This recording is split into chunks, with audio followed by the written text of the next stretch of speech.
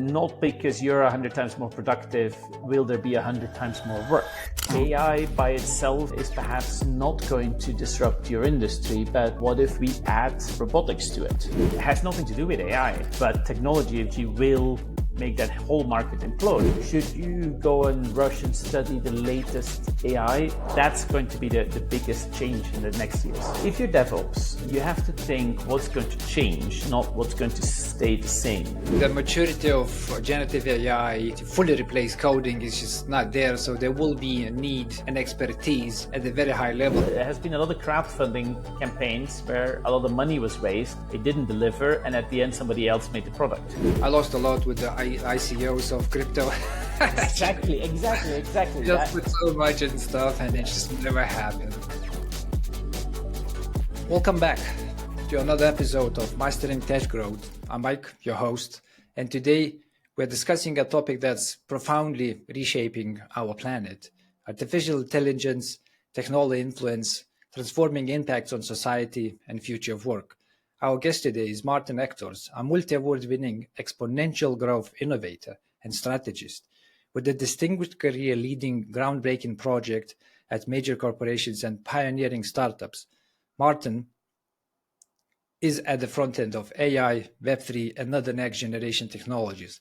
His experience spans from launching the world's first blockchain-based reinsurance to setting up award-winning AOT businesses and advising of major coin listings and the climate initiatives.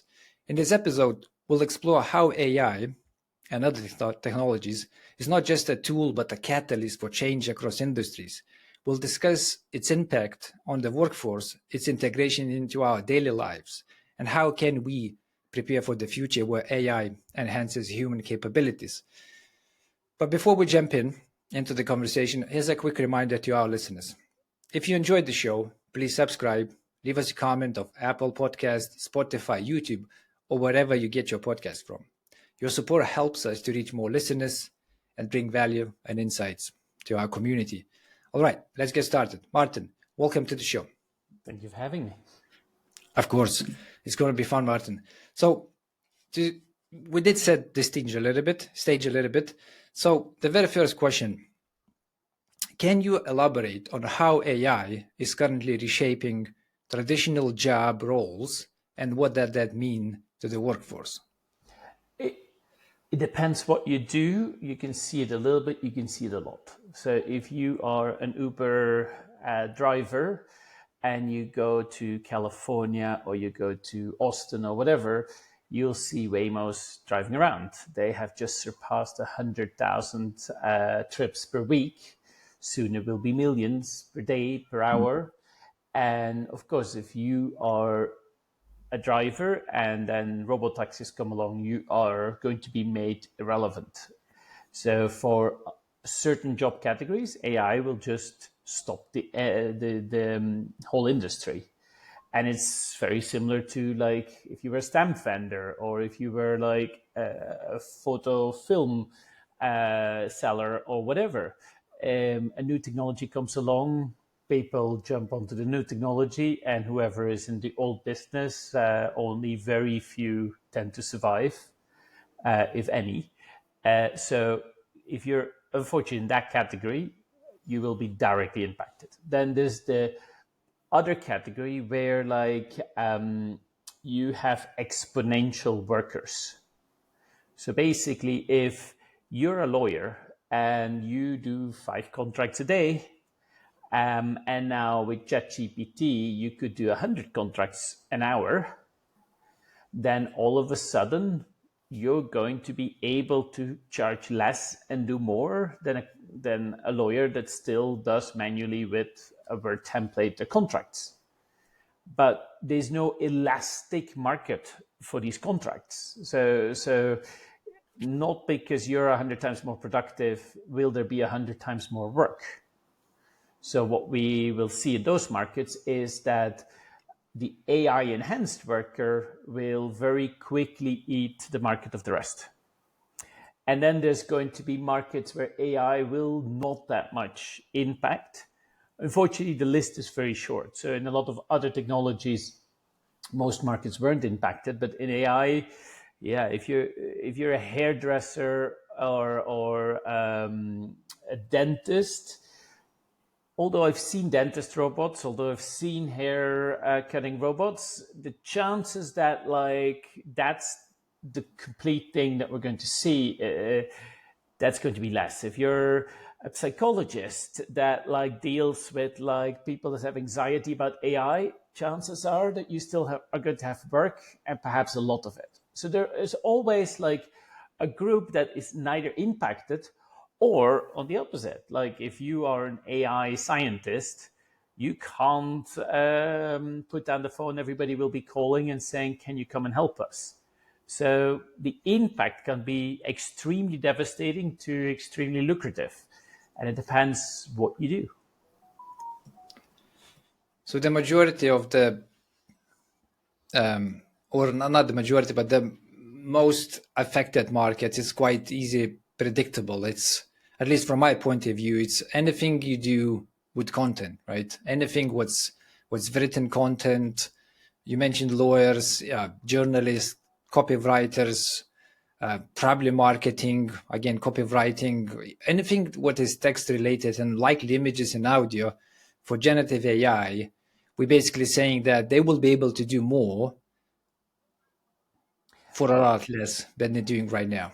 Of course, you have your view as a podcaster that like your industry will be most impacted, but like other people that are in other industries, if you are in transport, then you see the robot taxis coming.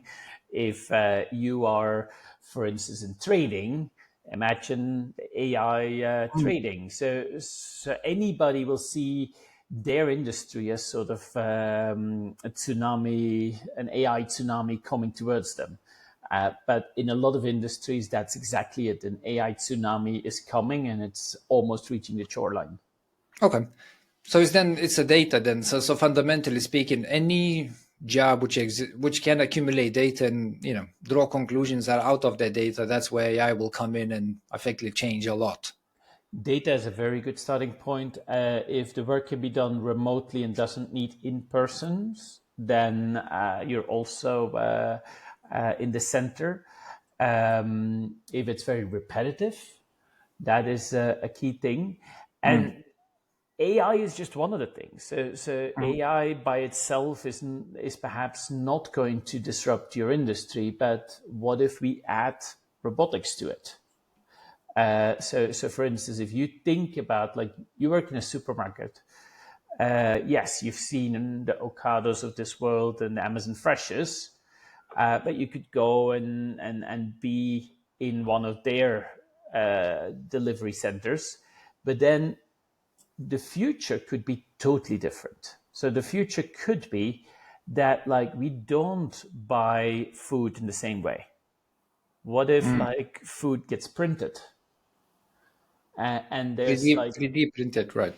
yes, and there's a lot of companies looking into 3D printing meat and fish that and some of them are working with Michelin stars chefs and so on. So that could be an example of where like yes, AI is involved in that, but it's like the 3D printing that really impacts your market. Okay.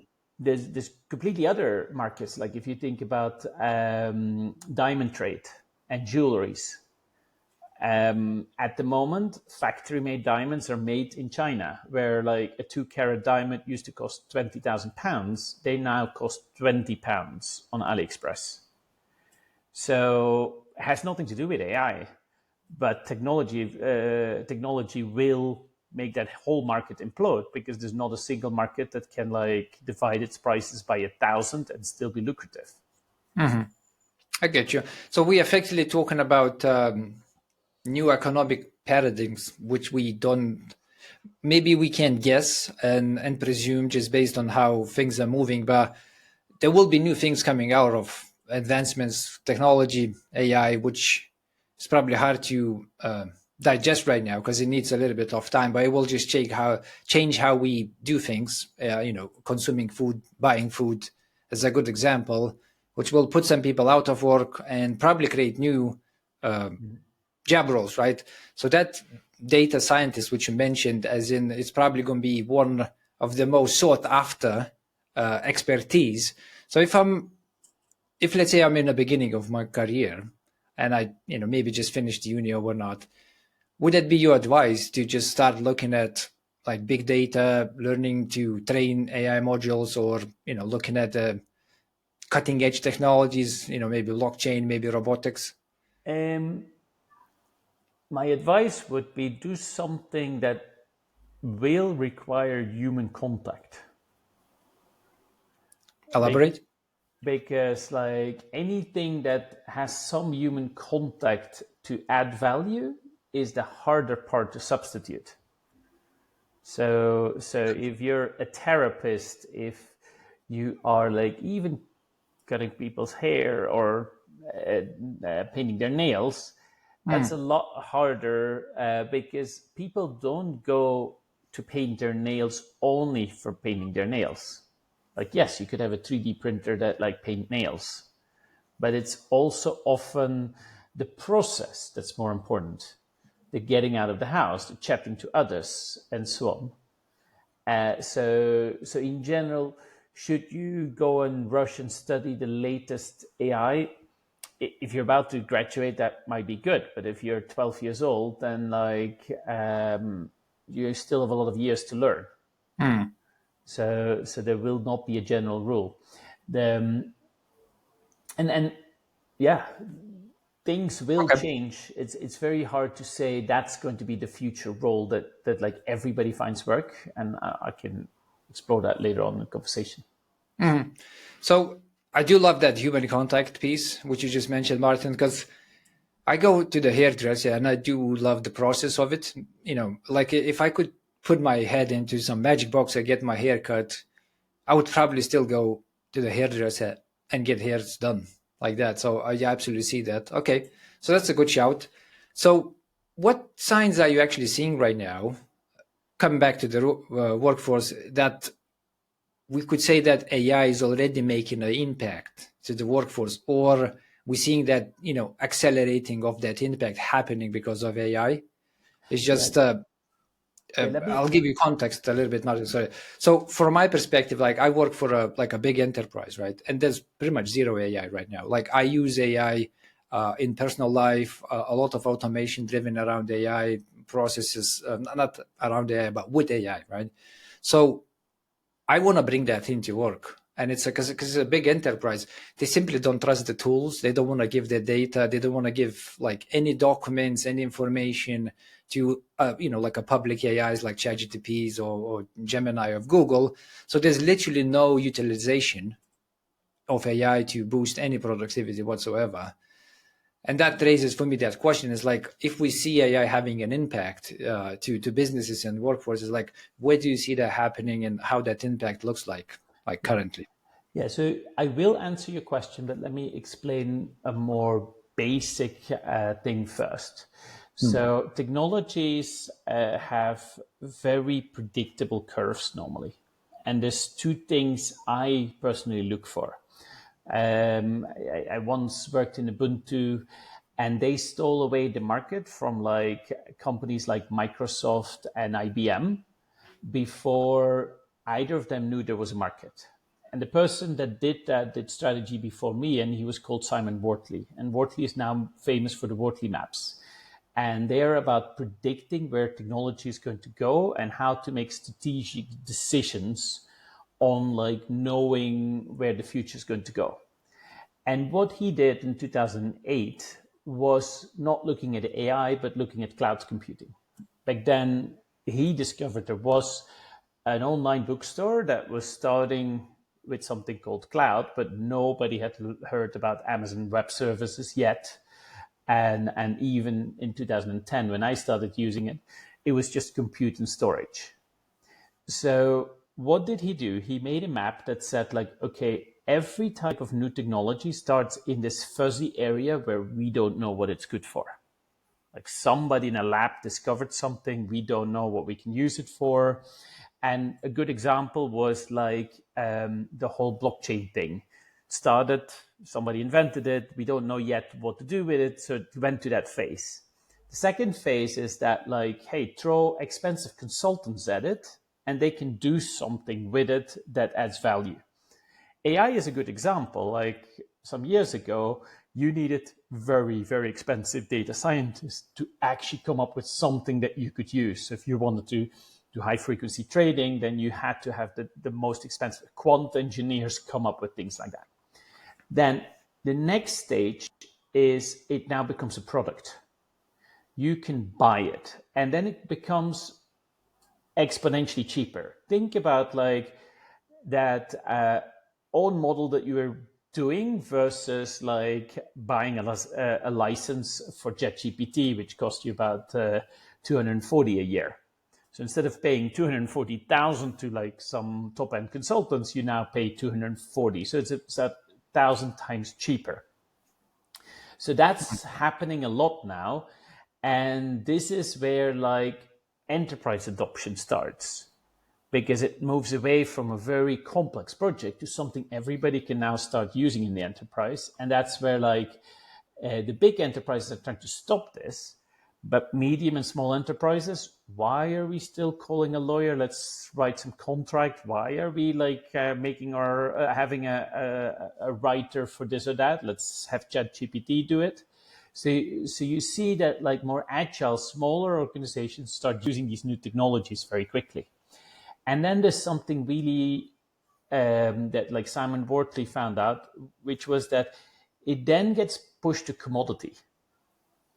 And product vendors are trying to stop that from happening, because commodity then, like, it's the same if you have product A or B or C, so they don't want that to happen. So a lot of times there's barriers, but if somebody gets over the other line and gets to a commodity, then new things can happen. And the easiest example I can give you is in cloud computing.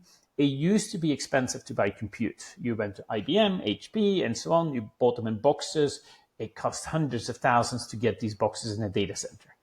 Then Amazon came along, and all of a sudden it was like seconds to get thousands of virtual servers, and a whole new industry came out of that. It was no coincidence that all of a sudden Netflix came streaming.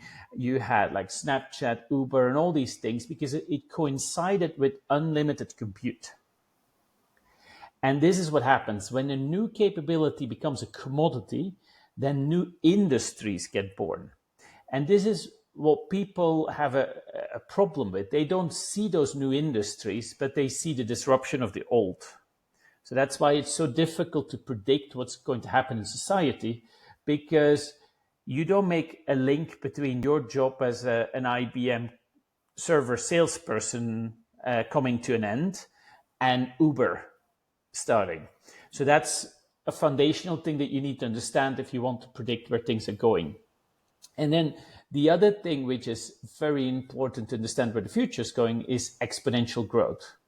Most of us can only grasp linear growth.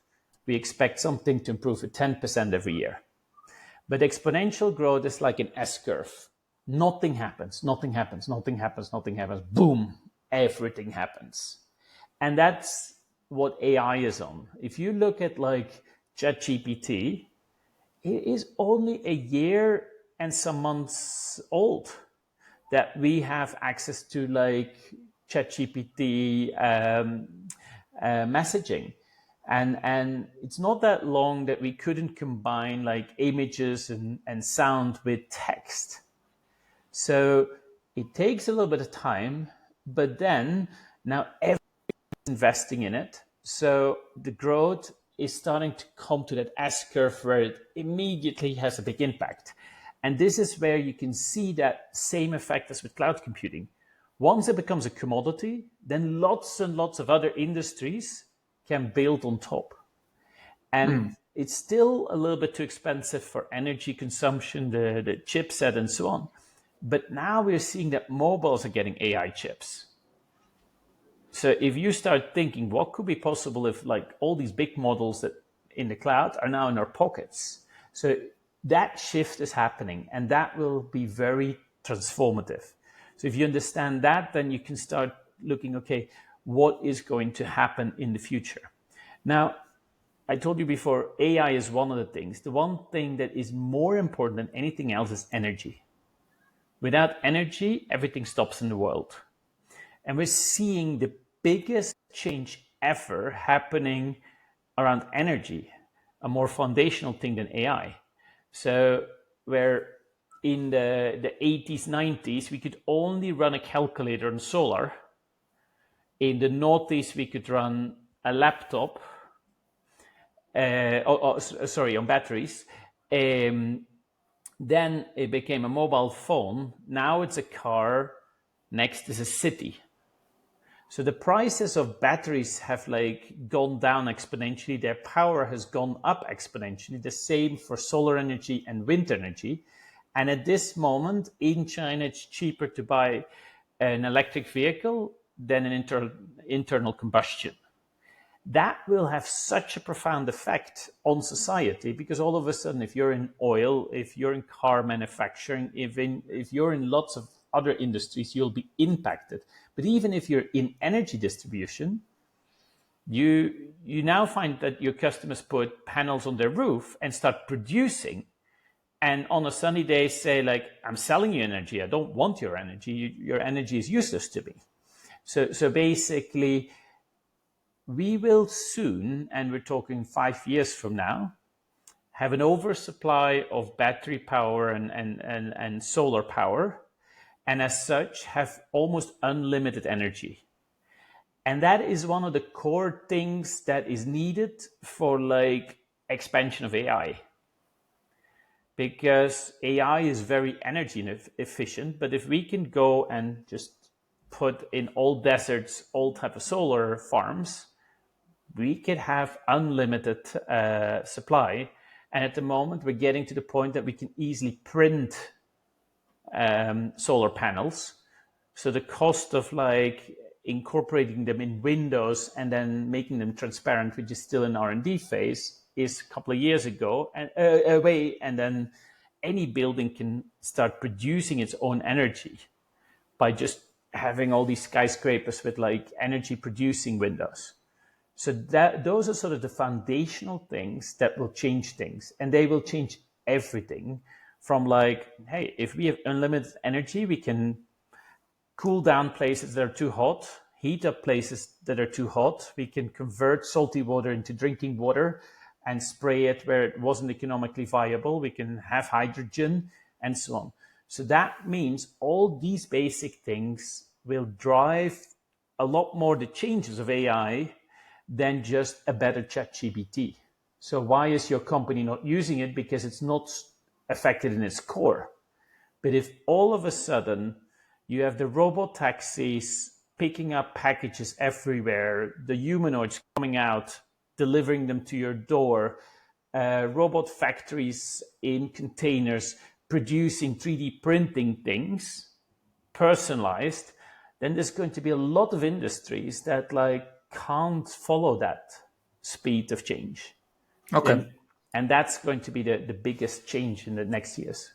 I love that, which leads to my next question is, if you're a big enterprise and you probably have teams looking into this and potentially doing some market research or R&D around AI, so you understand the impact it will bring with that exponential curve. So you want to protect yourself as a business because you don't want to be that dinosaur jumping the train last, and then it's being too late effectively to catch up with that exponential growth businesses will have by utilizing the technologies, AI in this, for the sake of argument, in this example. So what do I do? Let's say I'm a CEO, like what's my game plan? Yeah. So let me tease out something else first to answer your question. You said I'm a big enterprise. Have you ever thought why enterprises become big, and what is the definition of a big enterprise? In my mind, and in my experience through the career, they all get big through the mergers. So it's always someone who leads reach certain sizes. They start buying other companies, and they usually grow through acquisition. And they, enterprise in my mind, again, it's a world company, has headquarters in multiple big cities. It has either product or services serving either the whole globe or majority of the globe, thousands of employees at the market cap of billion plus. Okay. Almost the last word you said was thousands of employees. And let's analyze that one for a second. Big enterprise meant thousands and thousands of workers, sometimes even hundreds of thousands of workers. Why is that? Well, if you think about it, the traditional way of being the leader in a market meant you had branches everywhere, you had large sales force everywhere, you had like call centers everywhere, you had like more programmers, more this, more that. More people was more important to win. And that was because economies of scale on your call center, your sales team, and so on made you win. Now, if we look at like a company like Telegram, which I think 900 million users are using every month, they have roughly 100 users, 100 employees.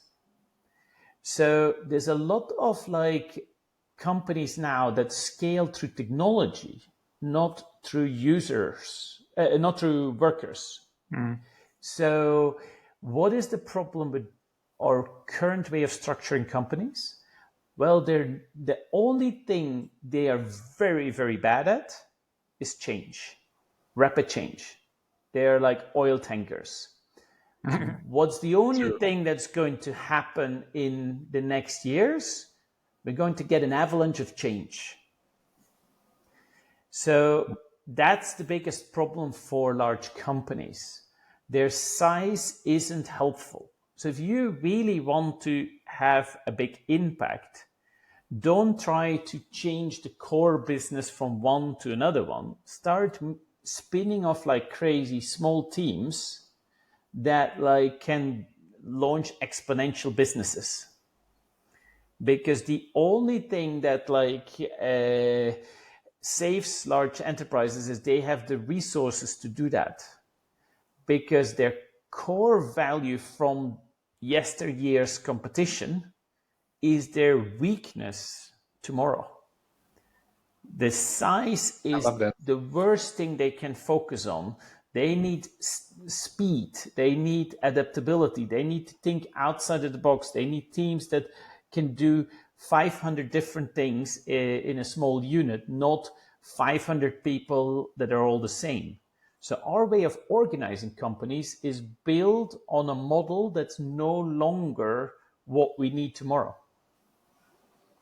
Would you have any examples, Maarten, where you think enterprises are doing this well? Or do you think all of them are not able, but in a disadvantaged position to adapt to coming change? So at a certain scale, you'll always have inefficiencies and a lot of middle management and so on. But if you look at how Amazon grew its web services, they were called pizza teams. And the name came because if a team couldn't be fed at night of two large pizzas, then they were too big. So 10, 12 people were the maximum. Then more people, you had to divide it in two of six. So basically, that model, Amazon used it to start launching lots and lots and lots and lots of different web services in parallel. So basically, they've scaled in this sort of like very much like the human body type of thing. You divide a cell and you divide it and you divide it and you keep on growing the organism. That's a lot better way of organizing than like organizing by role.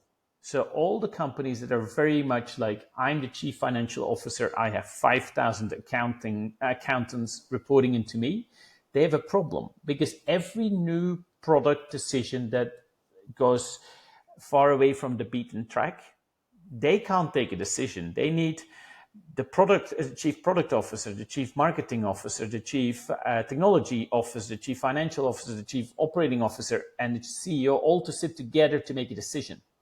There's no unit that could go and say like, I feel empowered, I have all the resources to go for this path. So the companies that are very much structured have never, and that's the other thing, have never had to go from 0 to 1. That's the biggest problem, because companies that have been doing for 30, 40 years the same model and just scaled it, they have no people that know how to like grow a business from 0 into 1 million. And it's a totally different skill set that you need. So those companies are especially vulnerable. Okay, I get you. So we talked a little bit about the business. So let's maybe go to professionals. Let's say, I am part of that big enterprise, and because of this size, as you mentioned, they are tankers, and I'm have my own thing, so I know that things could be done better. Maybe I don't like what's going on. Maybe I should change the businesses. But in general, how should especially technology professionals think about coming change, and what would be some tactical advice from your perspective of how they should position themselves so they can, not like adopt the change, but embrace it when it comes, and embrace it in such a way that there's a real value to them, like they're not getting side pushed, or they don't lack skills, or they're not finding any roles. Yeah. So it's a very broad question, and it depends heavily on your skill set. So if you are an AI scientist that works in the department for diesel engines in Volkswagen, you can do a lot, but it's not your AI that will be disrupted. It's the diesel engine that will be disrupted. So you need to look at like where you are. If you're in an industry that like has no future, then like you need to get out of that industry. So Okay, so maybe to make it easier, let's just take a very common UK role in technology space. UK has a lot of startups. There's a lot of entrepreneurs, building things on AI and and other stuff. But very common sought after role is something to do with the cloud computing, like a DevOps, like a sysadmin type of situation. It's like it never runs out of type of roles. So let's say I'm like a team lead at DevOps level, something like that. Like what am I doing right now? Like I want to plan my career for next 3 years. Cool. So if you're DevOps, you have to think what's going to change, not what's going to stay the same. And the compute might go from a data center to like more local, because a lot of AI, you don't want a robot taxi to phone home to call center and say like, at this light, when this light changes from green to red, should I stop or not? Because imagine there's like an interruption, it would drive through the traffic light. So you'll see that a lot more things will have to be run closer to where the users are. So That's DevOps, edge computing, isn't it, Martin? sorry? That's edge computing, isn't it? It's just having Yes. data centers all around the big cities. Okay. So if you know this, then like being able to do DevOps in cloud and edge could like amplify your runway. And then the other part is if you are a data scientist, normally you use some tools like Jupyter and you write in Python and you come up with like some code. And then you take that to a team that now needs to use it. And if they're engineers, what they actually have to do is start all over again.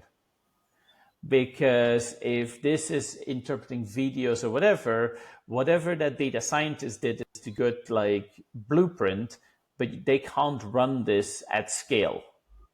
So DevOps for AI is the other one that you need to definitely understand. How can you make models that get deployed on the edge, in the cloud, and so on, that can scale out? And there's two parts. There's the training part. So if a lot of people do things on your website, can you take that and retrain and even go to personalized AI recommendations?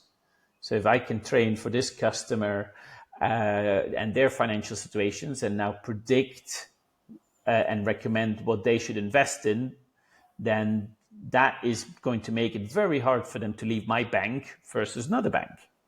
So the DevOps person that goes either towards edge or AI DevOps is going to have a lot longer runway than the person that just stays doing what they're always has been doing. Okay, I love that.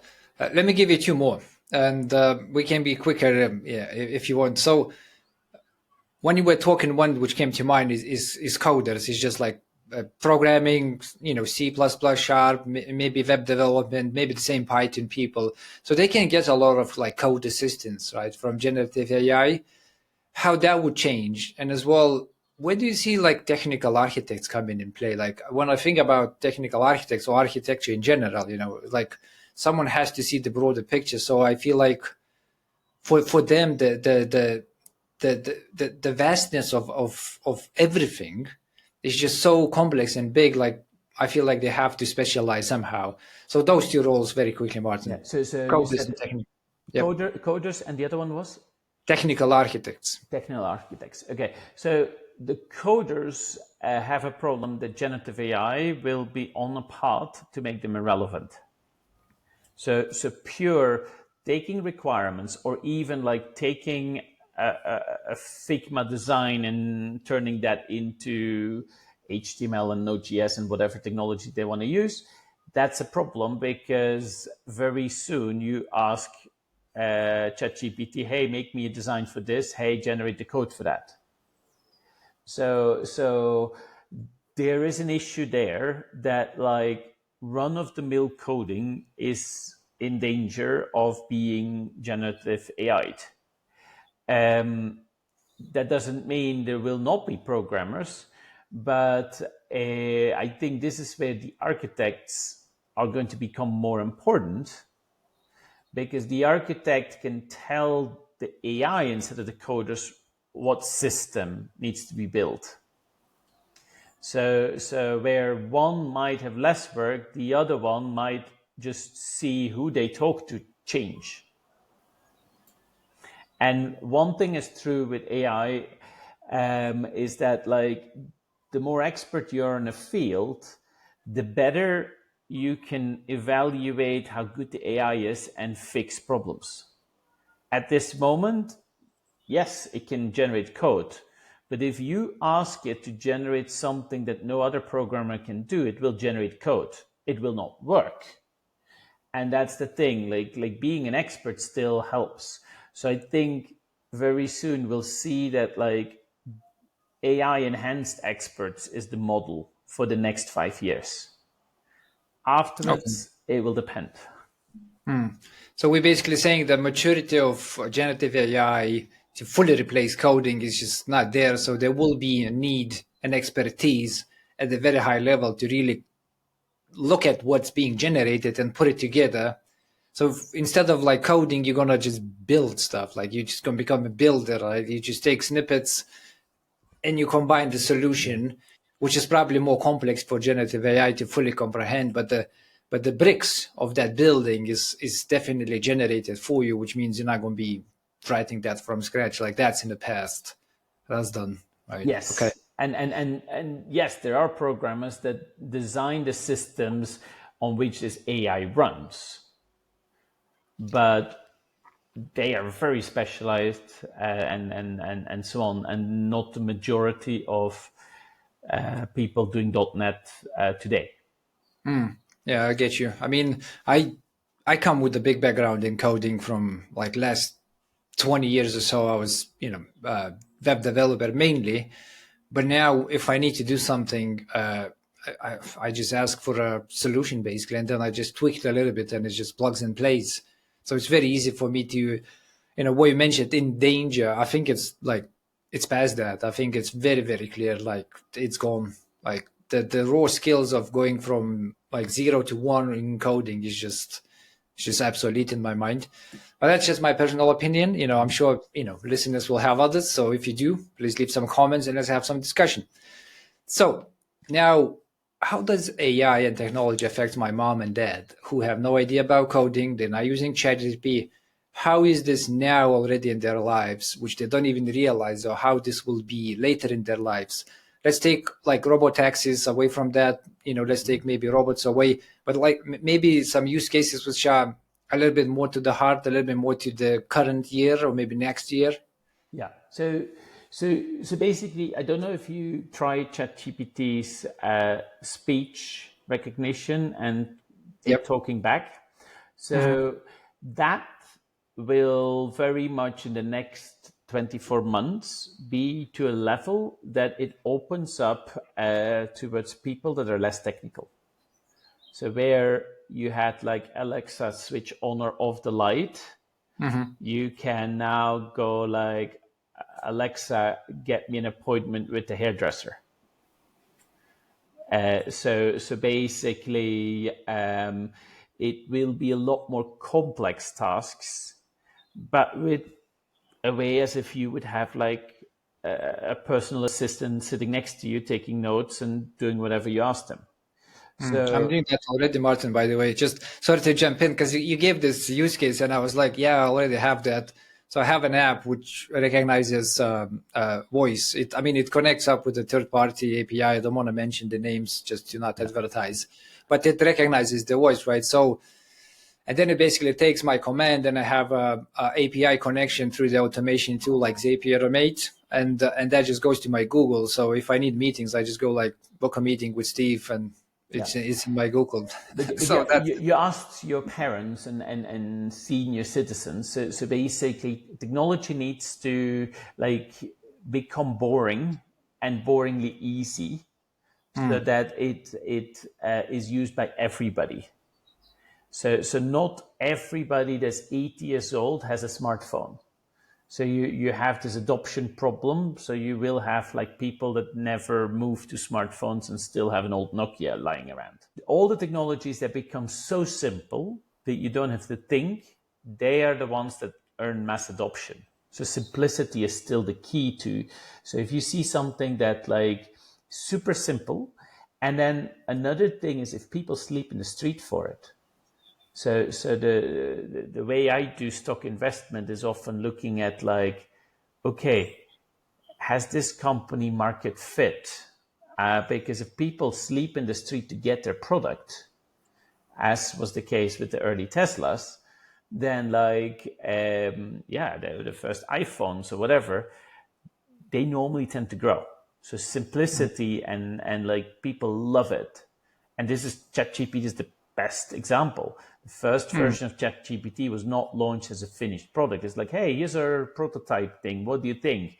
A month later, it had 1 million users and they had like problems scaling it.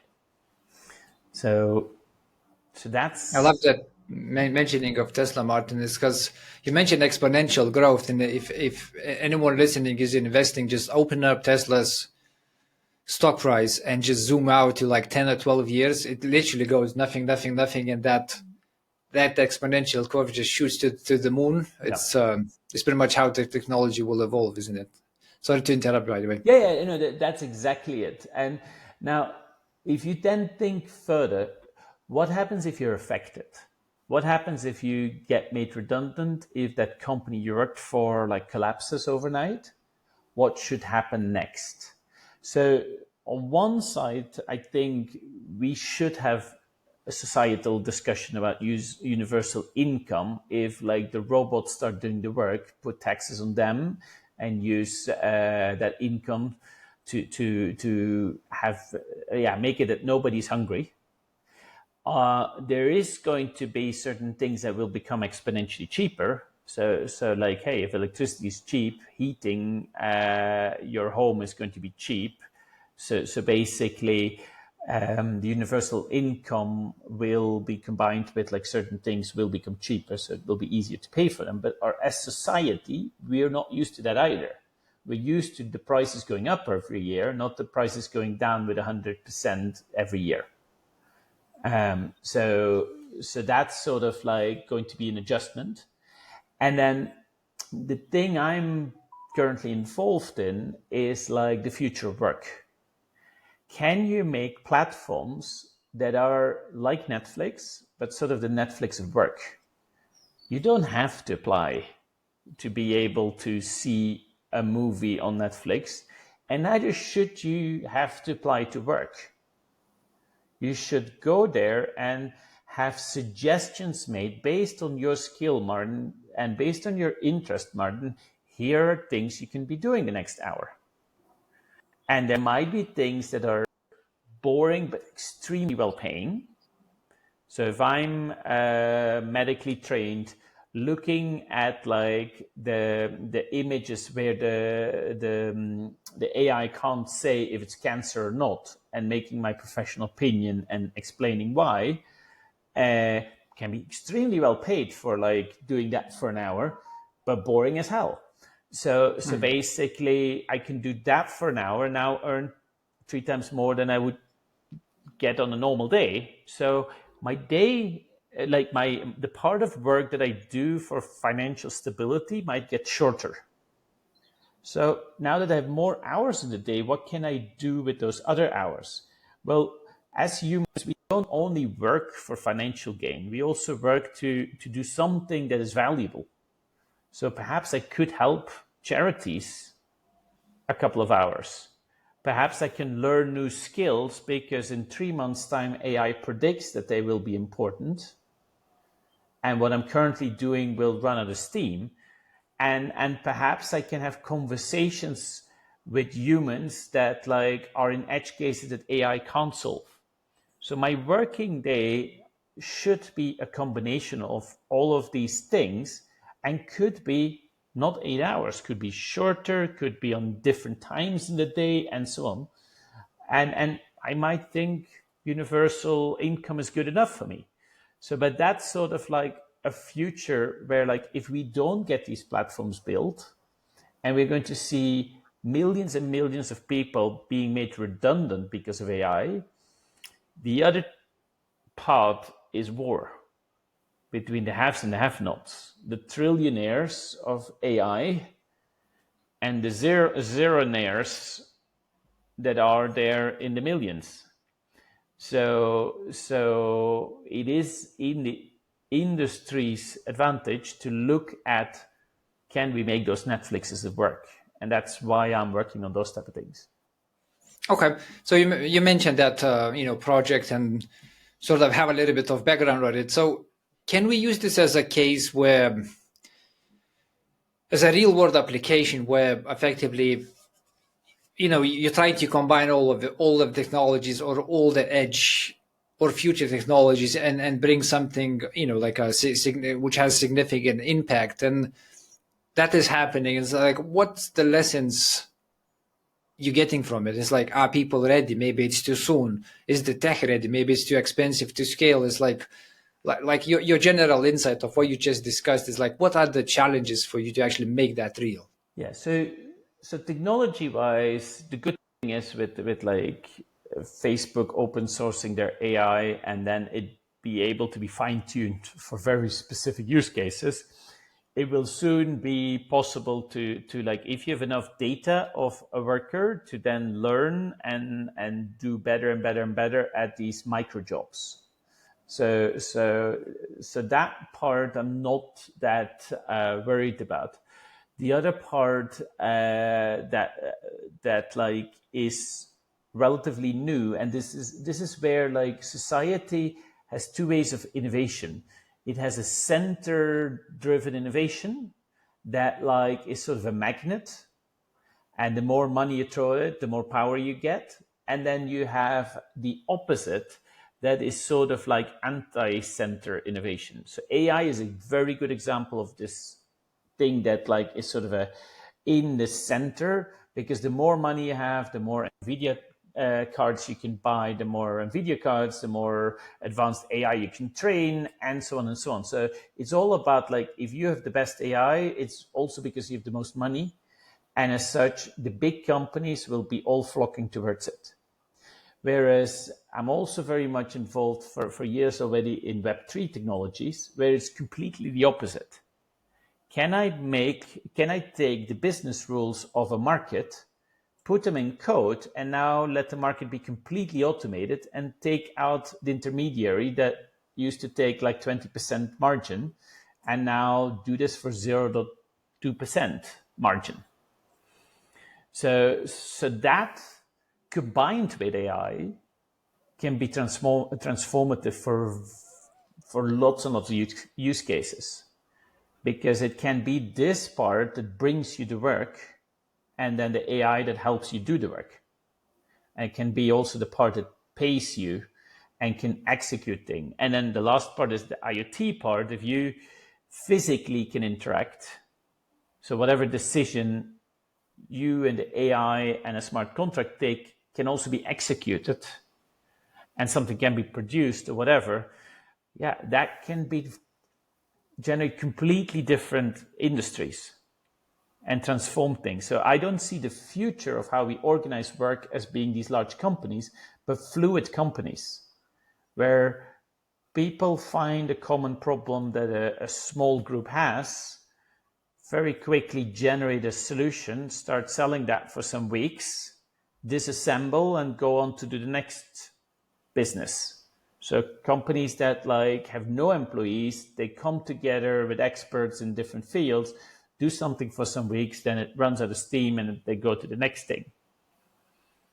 It's a very sci-fi view, Martin, but because you're talking about, I'm thinking about like cyberpunk game or like a very sci-fi-ish type of future, which is cool. Don't get me wrong. That sounds very, very cool. No, but think about it. If you're a tax advisor, the micro jobs can be, hey, can I deduct this? Hey, how should I do this? Hey, what would be a good plan for my pension savings and so on. So they can be very small jobs where you just swipe left or right and say yes, you can deduct it, or no, you cannot, to working with AI on making a personalized plan for your pension savings for the next 30 years based on your skills and so on. So that why would you have to work for one of the big accountancy firms if you have to apply, you have to sit in management meetings and this and that, if you could be just switching on your computer and saying, I want to do a little bit of this work. And if you're... So it's like a distributed workforce effectively, or that gig economy, just taken to the next level where it has that scale to actually give enough job to, well, pretty much the whole globe. And give meaningful work and can high skilled work.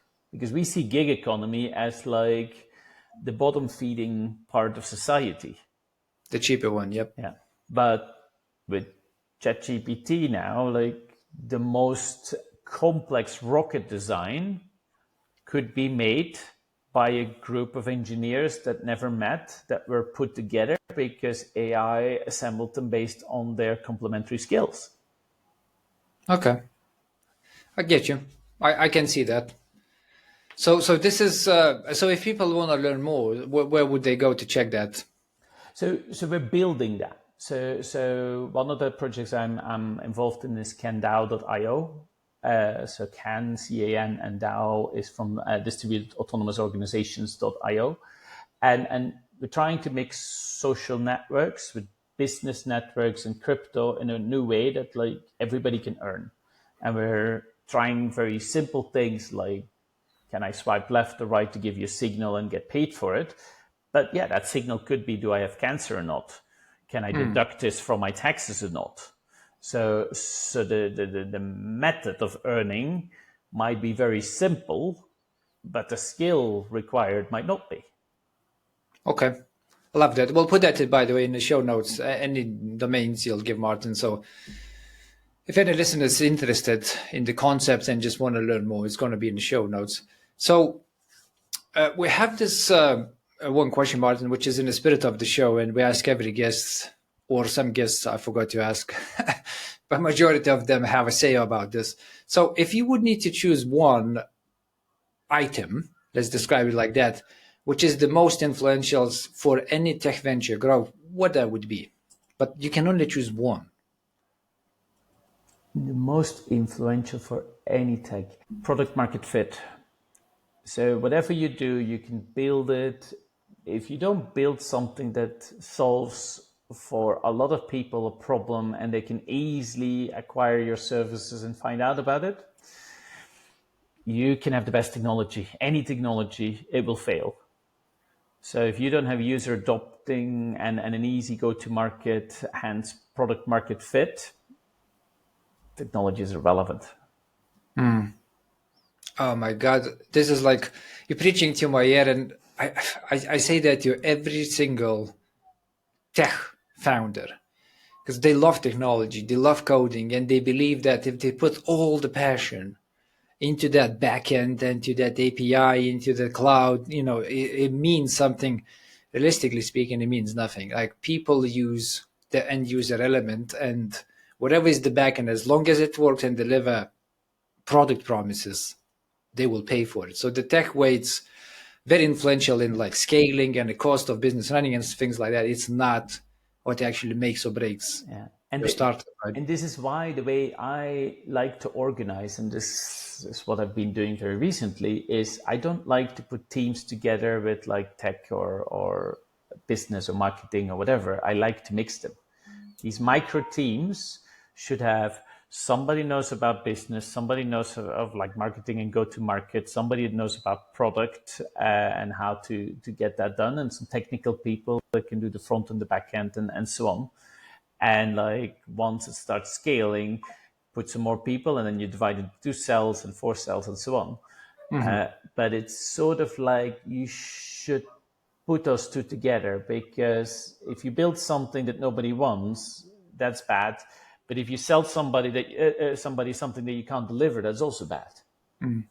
But putting them together creates magic. Yeah. I mean, I would choose the second one because that seems like a good problem to have because you already won and you just now like, I have the revenue coming in. I have this problem, which I call a good problem, which is like, how do you scale that? Where the first problem is you just wasted months of your time and people's times and probably money and got nothing. So I would choose the second one. If you can do it, yes, because you can afterwards like find somebody that does it. But if somebody just gives you money, let's say there has been a lot of crowdfunding campaigns where a lot of money was raised, they didn't deliver, and at the end somebody else made the product. So that's the risk of that model. I get you. I lost a lot with the ICOs of crypto. Exactly. Just put so much in stuff and it just never happened. Yeah. Exactly. You need both. You need great delivery, fast delivery, scalable delivery, combined with great customer insight and a solutioning attitude. Okay. Market product fit. One thing. Start with that. Good. I mean, honestly, market product fit was mentioned by many of our guests. It does seem to be likely the winning item. And what we're doing with this, question being asked is like we have a series about this, and eventually it's going to be, a book about that. So to finish, let's be practical and tactical. Like I am listening right now, maybe I have an AI startup, maybe I'm building something on top of ChatGPT, maybe I'm training my own modules. I'm a small startup, there's plenty of them here in UK, maybe I have 4 to 12 people. What would be your practical advice, Maarten, to them, to the business owners? Like how can they make sure they win in the next couple of years? Yeah, focus on understand. So I have been advising lots of startups and early ventures, and some tell me, hey, we built this great technology, it didn't work, can you help us explain it to others?